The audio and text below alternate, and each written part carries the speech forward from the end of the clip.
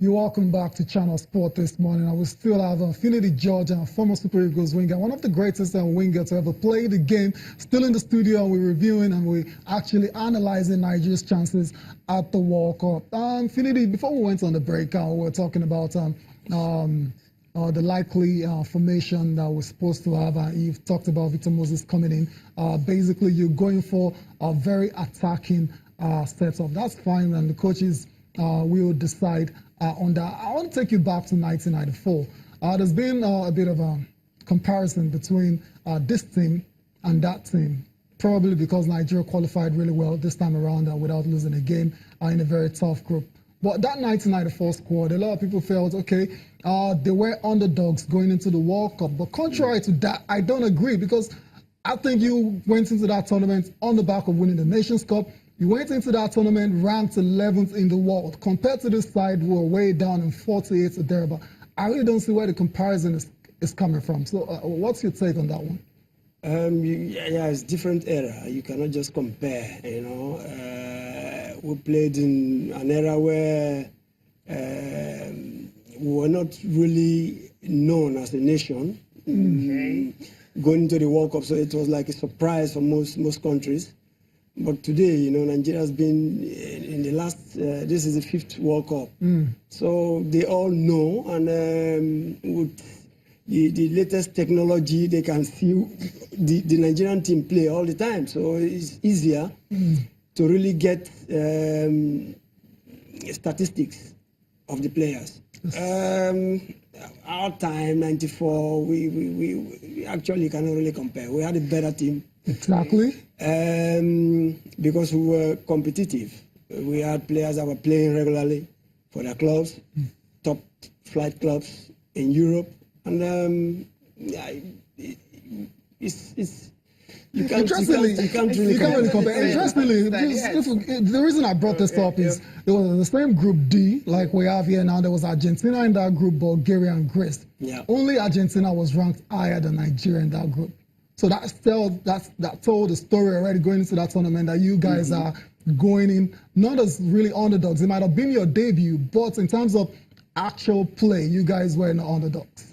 Yeah. We were the reigning champions of the rankings was on your side. Nigeria. We played a couple of friendly games, and we've been doing well. And you can see most of the players were playing.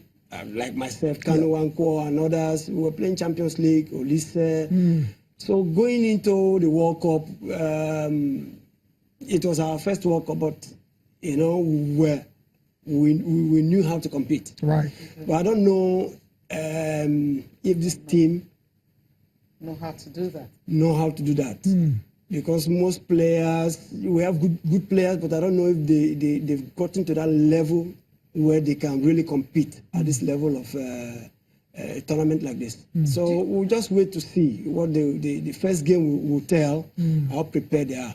Okay, talking about the first game, and also, do you think the players are really comfortable with the way the coach is trying to change the pattern? Because Bonfrey talked the other time that we don't really have a system, we don't have a pattern that you can say. You can look at the Croatians, you can say, okay, this is how they play. But Nigeria really can't say this is how they play. It depends. He has to play a system where the players will be comfortable. You don't just come up with a system where the players are not comfortable, then you're going to have a problem. So if he's going for a 1-4-2-3-1 or whatever, or 1-4-3-3 formation, he has to know if the players are capable of doing it or carrying out their functions in this system. So if he's not sure about if they can do it, then don't do it. So I don't know what system he's going to play. If he's going to play like the way Chelsea normally does, I don't know. With Victor Moses, I don't know what he's going to do. We'll just wait to see what he does on Saturday. Okay, if you're given this crop of players now, what formation will you use for them, these players that we have? I'll go for the Chelsea formation. Okay. The 1-3-5-2. Okay. Interesting. Yes. So three central defenders? Yes. Okay. Then 2 wide players. Wow. Then you keep the midfield, 3 players, and two up front. Wow. Okay, so let's just complete this conversation then. Two up front. Why are your two up front? And because already you have the midfield crowded with players, so you just have to give two men that free role to give you goals.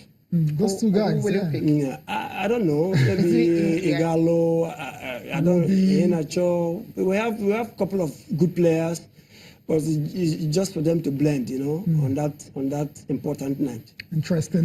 Let's go back a bit as well now. You said the goalkeeper sits there. There's a situation there that a lot of people are shying away from. I mean, you went into that World Cup with Peter Rufai in goal. Yeah. That's a lot of security and stability.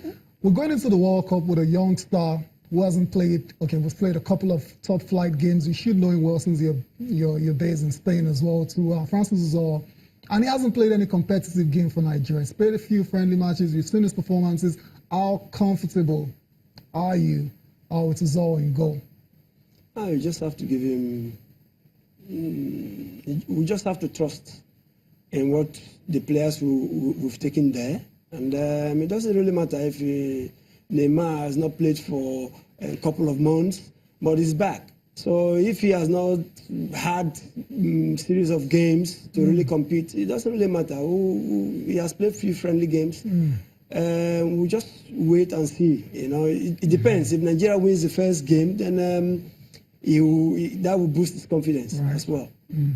Interesting. Okay, I mean, I love the fact that winning the first game is going to be key for the Super Eagles of Nigeria. Now, let's also go back to France 1998. I mean, you were there. We've talked about the US 94, the crop of players we have. The France 98 and all that. There was a screamer. Sonolise scored and all that. Got everybody kind of woke up the whole world, so to speak. What was the experience like in that one? No, it was lovely. It was lovely. I would have loved us to have got into the semi-finals or thereabout. But it didn't happen because it was because of our carelessness. I'll put it that way. Sometimes. You underestimate Denmark? Not really, but I think. We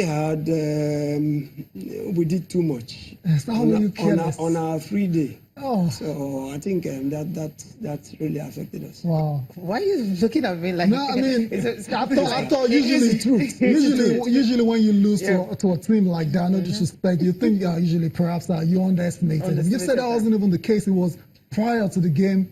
That's where you lost it. Do you want to expatiate on that one? No, after winning the game against Spain, Bulgaria, we just felt we're on top of the world, and then we're given a few days off, and what happens when you let these guys go into the city of Paris, and I don't know, but I felt we had.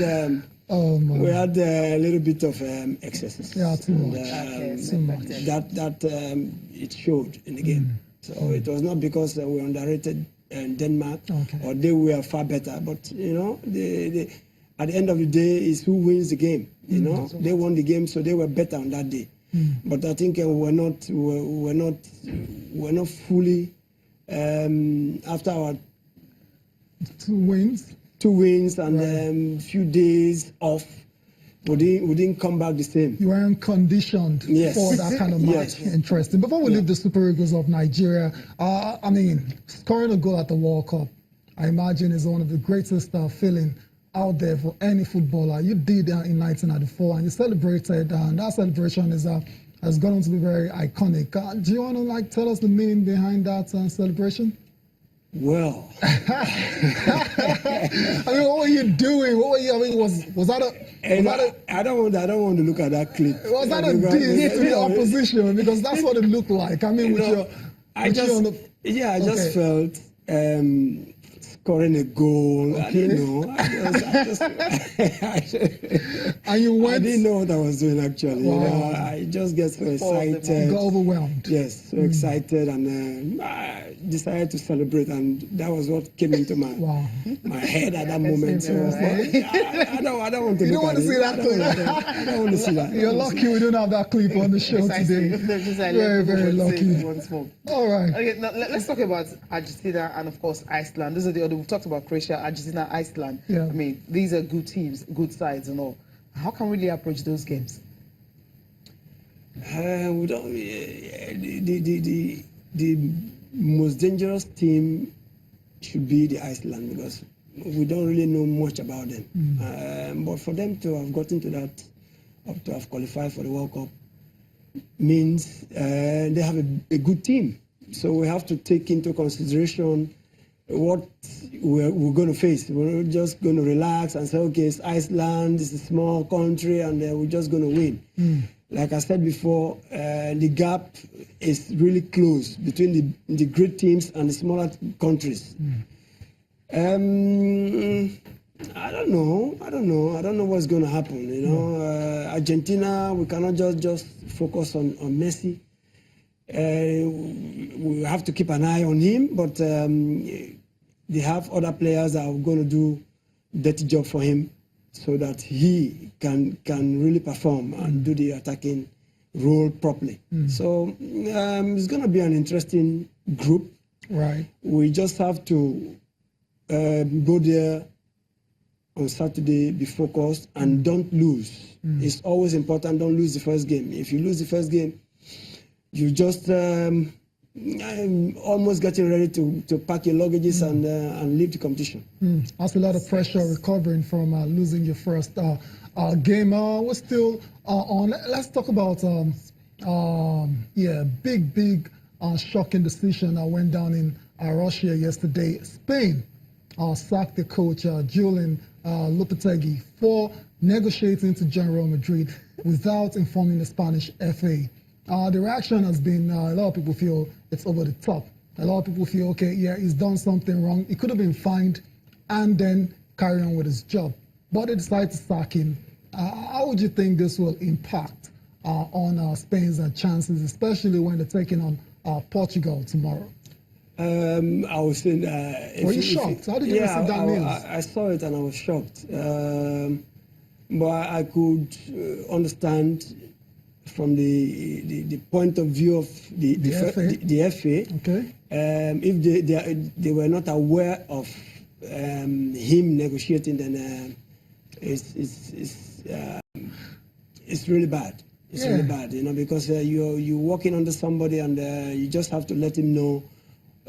Actually, he renewed his contract. Yeah, he did 2 years. May 22nd, yeah. And it's difficult. It's very, very difficult. Very, very difficult to turn down an offer from Real Madrid. Right. We all know that. If today I'm offered a contract, I'll definitely run down there. Yes. You leave the studio right away. But he should also be aware. He's working under the FA, and you just have to communicate. It's just communication breakdown. You just tell them, look, after the World Cup, this is what I'm going to do. So they'll give you that. It's the same Spain. Yeah. You know, it's not that he's going to England or Madrid is in Spain, Spanish national team as well. So it's just one body. Just communicating and telling the right authorities and say, okay, look, after the World Cup, even if I've renewed my contract, I'll prefer you to let me leave because this is Real Madrid and it's a dream for me. They would have gotten to an agreement and they would have let him go. But him doing that, they wanted to set an example. Interesting, very radical. Very radical decision. Interesting. Okay, I'll quickly move on to the last break now. We'll come back, we'll just wrap at the World Cup segment up.